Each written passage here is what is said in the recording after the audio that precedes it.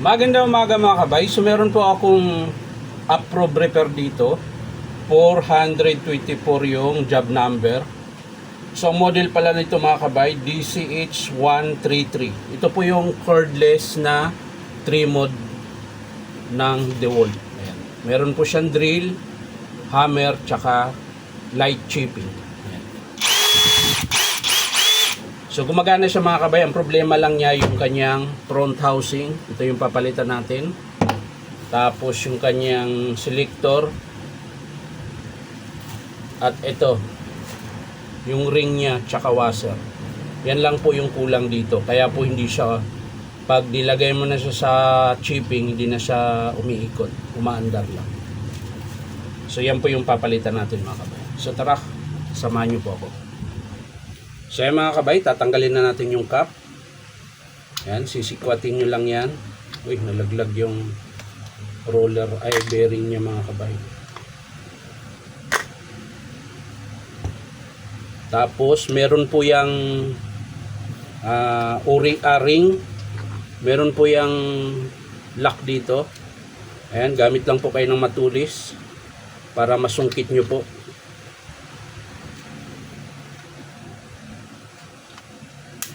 Yun.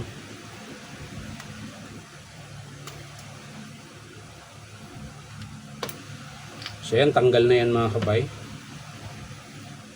Siyempre yung kanyang bulitas. Yan. So dito naman katulad lang din siya ng rotary hammer na D-cord. Kung paano kalasin, ganun din po siya. Ayan, pihitin nyo lang. Tapos angat.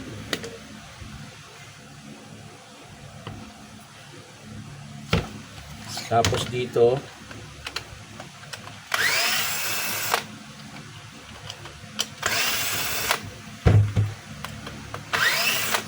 kalasin lang natin to. Mabigat.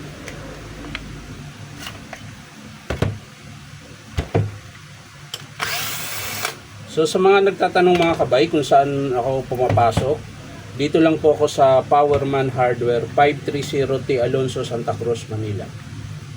Ayan. So sa mga gusto magpa-repair mga kabay, punta lang kayo dito.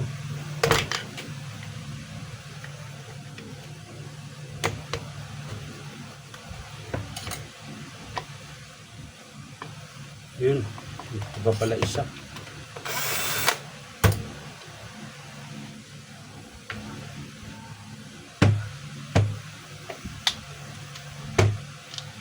Tatanggalin natin ito mga kabay, papalitan natin ito. Yan. So yan po yung itsura niya. Katulad lang din po siya ng rotary hammer na may cord. Ganon din po yung kanyang mechanic dito sa loob. Ayan. Ang kulang lang niya washer. Tapos yung ring dito mga kabay wala na. Ayan. Binuksan kasi ito ng customer, baka nawala siguro. Ayan. Yung kanina na pinakita ko mga kabay, dito po yun ikakabit. Saan ba yun?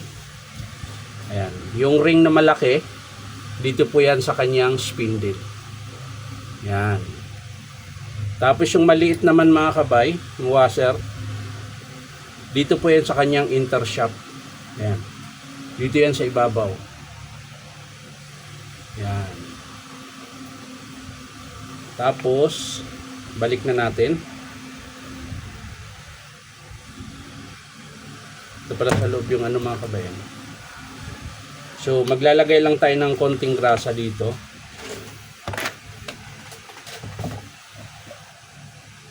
Konti lang. Yan.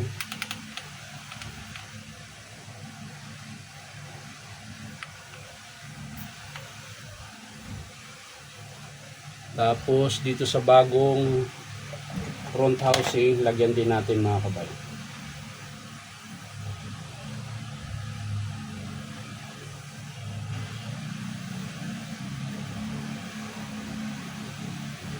Yan.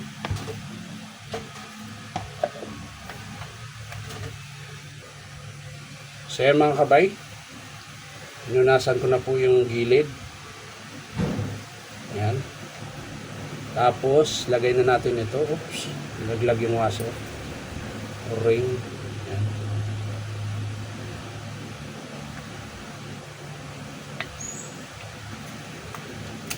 Ayan.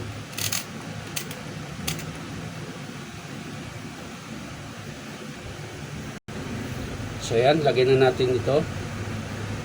Yung malaking washer. Dito yan sa ibabaw ng spindle. Ayan. Bago nyo ilagay yung front housing. Ito yung bagong front housing mga kabay. Tingnan natin. Sukat lang siya mga kabay. Pares lang siya ng front housing ng rotary hammer na decord. Ayan, sukat lang siya. So, i-screw ko muna mga kabay. So, ayan mga kabay, na-screw ko na. Testing natin. So, ayan, umiikot na siya. Dati kasi pag nilagay mo siya sa hammer, hindi na siya iikot, sa drill lang. Ngayon meron na. So lagay natin tong selector. So kung paano nyo kinalas kanina mga kabay, ganun din po yung pagbalik. Ayan. Yung araw nakatutok papunta doon sa handle.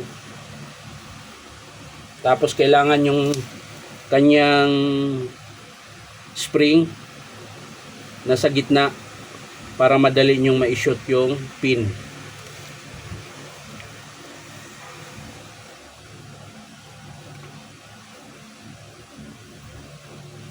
Ito, tigas tumatama. Ayan.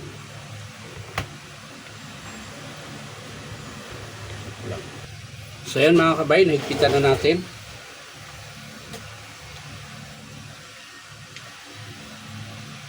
Lalagay na natin yung lever niya na bago.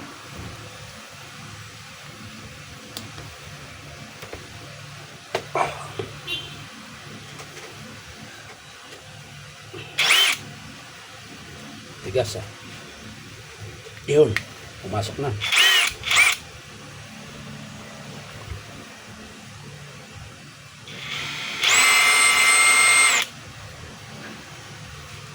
Ayan na mga kabay yung drill. Try natin sa hammer.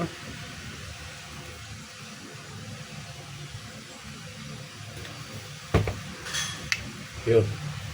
Kailangan tutunog. Chipping. So, balik na natin yung lock ng bala mga kabay. Mauna yung spring. Tapos yung washer niya.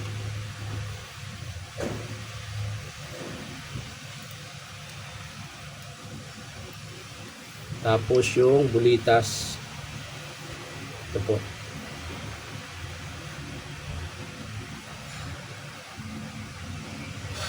Ayan. So, ganun po ang itsura niya. Tapos, lagay na natin itong kanyang cooler. At syempre, yung kanyang lock. Ayan. So, kung kanina, sisikwatin mo ito, ipupush mo lang pababa.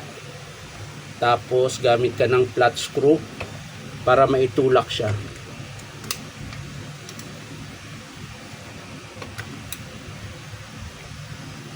Yun.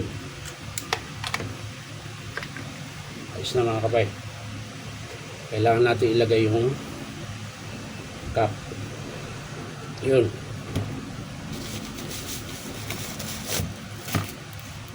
So, testing natin ngayon kung meron siyang, hindi na ba siya hinto. Yan po yung chipping.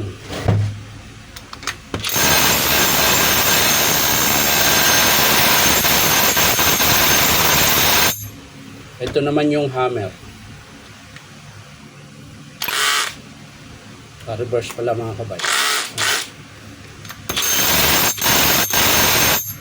So mas malakas siya sa hammer mga kabay. Ito yung drill.